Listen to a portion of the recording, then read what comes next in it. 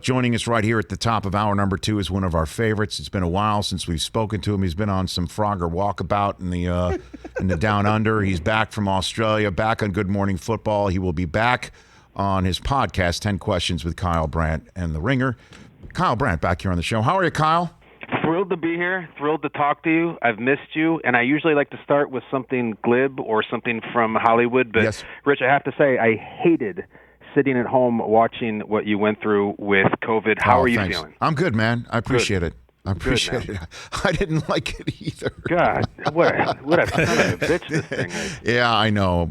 Everybody should stay safe. And again, my message is still get vaccinated. That's what kept me out of the hospital and being sick. And, all good. Thank you for saying that. God bless you. I'm glad you hear you say it. And I know that brother. You were in Canton, Ohio as well. Yes. And I know you discovered something there. You told me off the air, and I know you haven't said it on the air, but I'm going to debut it right here. Sure. When you were there in Canton, Ohio, you told me that they are already making the bust for Bears quarterback Justin Fields. Is that true? I need to check my notes. Yes, they are, actually. I knew it. Yeah. And I bet it's beautiful. What do you think, bro? What do you think? I mean, it's a 103-year history of the Chicago Bears, and the idea that they found this guy, and this is the end of the 103 years, is it's not just exciting, it is downright intoxicating. And I'm already, I think you can qualify it as the warpath. I think I'm on the warpath that he should get on the field. And I'm beside myself already that they are going to start this season on national television at SoFi Stadium down the street from you. And it's going to be Andy Dalton against the Rams. And I'm terrified, and I think it's going to happen, and I'm angry about it already. Well, the concept of throwing him in the deep end of the pool against Aaron Donald and Jalen Ramsey, where, obviously half the field will disappear just because of Ramsey, and Donald will be in his face and whatnot behind an offensive line that is already, banged up significantly. I get it, but he did play for The Ohio State University, and he did throw every damn throw on the route tree on Clemson, and let's go. What do you think, that he's just going to turn out to be less than Mike Tomczak, which is the bar for Ohio State quarterbacks of the Chicago Bears? It's like, let's go. Let's see what you got. Let's go. First of all, there was a time when it was Tomczak versus Harbaugh for the Bears and Michigan versus Ohio State, true. But that was when I was in childhood. Rich, I don't believe, as it pertains to this Rams thing, we don't dodge players. We don't say, well, he's a guy, they got a great D tackle, so let's wait, let's protect him. No. This guy played the biggest football there is, and if we're going to do that, well, Aaron Donald's out there. Let's not do that. Well, then week 3, they're going against the Browns. So should we protect them against Myles Garrett, too, and Jadeveon Clowney? No. It's the NFL level. Every team has good players. I don't believe in that.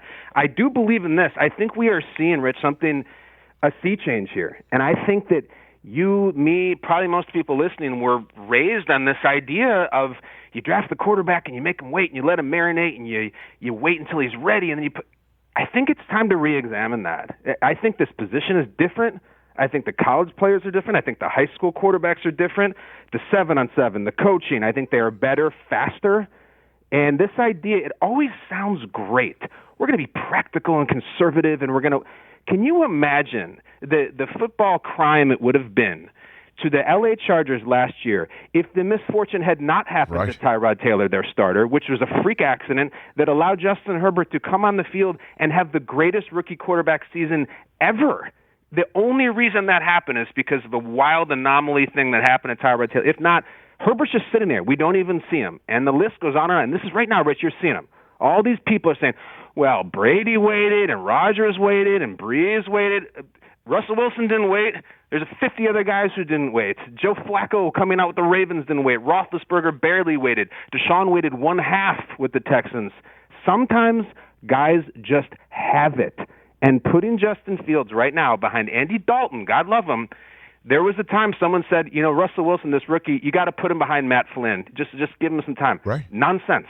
It's a case-by-case thing here. Well, I mean, the issue is that your coach was front and center watching Mahomes wait all the way through to week 17, and that's, I think, something that informs his thought process here. But the difference is Alex Smith had already had years in the system and a locker room that had fully known him for a while.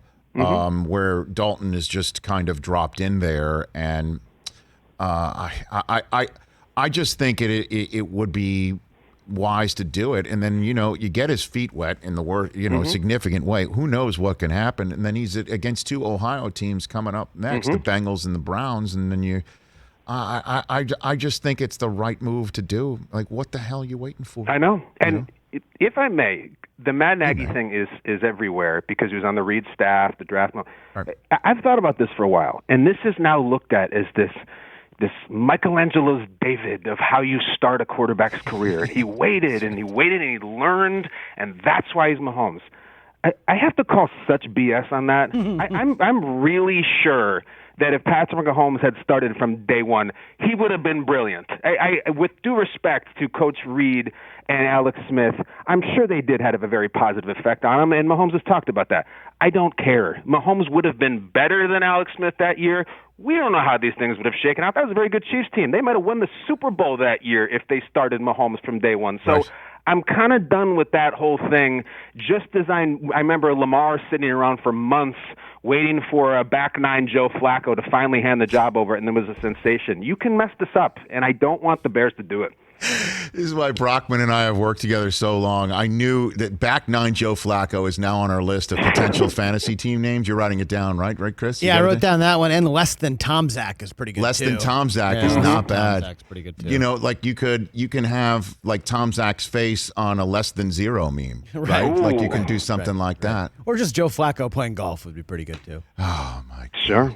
Rich, we could do a week-long show on Fields versus Dalton. Like I am visceral on this one. Like I'm sweating right now talking to you. And it's unlike Kyle Brandt here on the Rich Eisen Show. It's unlike any of the other situations because you've got the first two teams that drafted a quarterback. They're definitely starting their guys in Jacksonville and the Jets. And Trey Lance and Jimmy Garoppolo are a totally different ball of wax because Garoppolo took him to a Super Bowl 2 years ago. Lance last played a game of any significance a year plus ago, so you can get his feet wet and also have a package or something like that for him. And then Belichick's like, anybody who asks him, what are you going to do with Cam and Mac, will be just like, hey, 2001 with Brady and Bledsoe are holding that beer. You got to be kidding me. This one's totally different. A totally different ball of wax. It's wild. And Matt Nagy it's so hard to get a grip on him this time of year because there were 2 years ago, we don't play anybody in the preseason. Trubisky's not touching the field, and Mac's not touching the field, and now the guys are all over the preseason. And Rich, you and I talked about this a lot last year. Nagy gets wild. Like, he ripped Trubisky off the field in 2 seconds after swearing that he was going to stick with him, and then he puts Foles in, and then ripped Foles out again. And so he's trying not to flip-flop on this thing. Here's what it is. Can I share with you the Justin Fields, Andy Dalton, indigenous to Chicago metaphor that I've come up with? Because I think I can get inside Matt Nagy's head. Okay. So you're a Chicago Bears fan, and Justin Fields is this unbelievably beautiful, delicious-looking slice of pizza, and it gets put down in front of you, and damn, you are hungry, and you've waited so long. You've waited hours, days, maybe your whole life for this pizza, and you just want to dive into it, but you're smart. And you've been down this road with other slices, and you know that if you bite into it immediately, it is going to burn the ever-living hell out of the roof of your mouth. You know that's coming, so you say, hold on, let me wait. Because in the meantime, you have also ordered a Caesar salad. You didn't even really want it, but you thought you should have it. It was the minimum order for delivery. So you say, I'll have a few bites of the Caesar. That's Andy Dalton. He is the Caesar salad. You have a few bites. It's not bad. It's okay. It's a Caesar salad. You've had many like it. It'll sort of get the job done. So you have a few bites. Finally, you bite into like an overly stale crouton. You're like, enough with the Caesar. But in the meantime, the pizza has cooled off a little bit, and that's been Justin Fields sitting there. You say, wow, I bet it's still hot, but it's not problem hot. So now I can enjoy it. It's cooled off. I did the Caesar thing. The salad walked so the pizza could run. That is what Matt Nagy looks at Justin Fields like. I'm not biting into that thing because I got to enjoy this pizza without the 5 layers of mouth skin being burned off. So give me some Caesar for a while, and then we'll get there. Kyle Brandt's breakdown of the Chicago Bears quarterback brought to you by Uber Eats, everybody. Let it go. 5 stars and a tip, please. Well done. Kyle Brandt here on the Rich Eisen Show. What the hell does Frogger look like with human beings? It's amazing. What do we got? That's coming up on Peacock next month? Is that where it starts streaming? Yeah, next month on Peacock. Imagine the old coin-op Frogger machine in the 80s arcade, maybe the one that George Costanza played with Jerry. Yes. Imagine this, Rich. Yes. You go through your career and you work and you try to get breaks and you work your contacts and you just hope that someday someone will come to you and offer you a really cool job. The soundbite that I got about this job, about doing this live-action Frogger show was, we want you to do play-by-play. See if you can do this. Do you think you could call it like it's a football game, but also make like a bunch of 80s movies references? Oh, my God. And I'm like, you came to the right place, my friends. I'm in. And that's what I did. It was amazing. You were built for this. You were built for this, Kyle. Built. My gosh. I'm so excited. So I love the video games. It's sports. It's football. But then, I can step in and I can quote... let me think of an actor I like. I can quote, Mr. Mom, Gung Ho, Multiplicity. That's it. Yes. Maybe 1989 Tim Burton Batman. Any of those would work. Yes, I love it, and he's coming up shortly. But did you tell them? I just when they asked you, can you call Frogger like a football game with 80s movies references? Did you send them to your legal staff of Whitman, Price, and Haddad? All right, stop the clock. I have it at 12 after the hour that the first mention of my law firm from the running man of Whitman, Price, and Haddad was mentioned. I'm so proud of us, Rich. I did not mention Whitman, Price, and Haddad, but I'm not even joking. There was in the taping of Frogger, I did make a reference to Mad Dog Ben Richards. I swear to God. I hope it makes the air. I am. You said I'm Maria Conchita Alonso so into this gig. That's. It's the best. It is the best. I can't wait to see it, man. I know. It's really cool. And you take this sort of loosely Wipeout formula, but just make it all video games, like huge 80s injection. It's myself. It's Damon Wayans Jr., and it's just more Maria Conchita Alonso you could ever possibly want. I actually pushed for them to be in yellow spandex jumpsuits. They couldn't do it. And in season 2, I understand we're going to have the stalkers come after them. It's going to be Dynamo. That's it, man. Mr. Jim Brown will reprise his role as Fireball, and it's just going to be great. And he was Jesse the Body Ventura. Well, he wasn't the mind yet. He was the body. He was still the body. No. As Captain Freedom with his home video workout. Yeah. And then your pod coming back on The Ringer next month as well, correct? Yeah, 10 season questions? 3, okay, 10 man. questions You're set up. on Spotify and The Ringer. It's, again, a game show conversation. It's awesome. I love doing it. And, God, I love being on this show because I remember, Rich, you and I talked once. I think we were at the draft and we were put into some dressing room area or something like that. And I was talking about the Hollywood injection you have onto this show. And I'm just like, if I ever get invited on the show, is that because Daniel Day-Lewis pulled out or something? I don't understand. You guys have the most amazing guests. And so I see Twitter, and it's like, oh, yeah, I'm on it. Michael Keaton is on it, and he's on right after me. I'm opening for Keaton. You are indeed. You're opening for Michael Keaton. Oh, my gosh. Who, by the way, so I got about a minute left. You got a prediction for his Steelers? What do you think? I have a shrug emoji with them. I don't know what they're going to be like this year at all.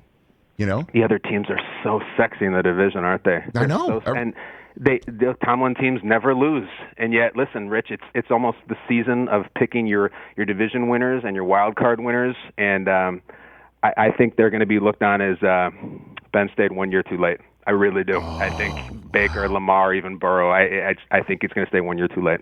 We'll find out because he's on the BR07 system. That's right. He's shown up looking lots better than he has shown up to a lot of other training camps. Walking boot included. Walking boot, of course. And speaking of 7, Rich, it reminds me of my favorite ever Michael Keaton line. It's him, Martin Mull. They're in the house, and Mr. Mom. Keaton says, "Want a beer? It's 7 o'clock in the morning. Scotch?" I love it. I've said it to my friends a million times and practiced it. Take care of yourself, Kyle. Let's do this on the regular as much as you're willing. I always love you guys. Thank you, Rich. Right back at so you. That's Kyle Brandt, everybody. Hey, you watched all the way to the end. Thanks for that. Watch more right here.